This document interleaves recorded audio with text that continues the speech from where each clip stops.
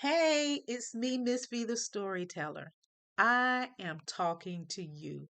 If you are a business owner or you have a brand, you need me. I'm a storyteller. What I do is I help people to find and tell their story for business and branding. What does that mean? That means that if you have a business, you need to be sharing parts of your story so that people can connect with you. If you have a brand, you need to let people know about you so that they can have a connection.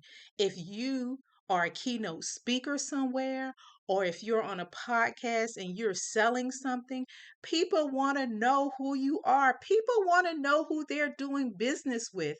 And one of the ways to make connections is through stories, sharing parts of your story.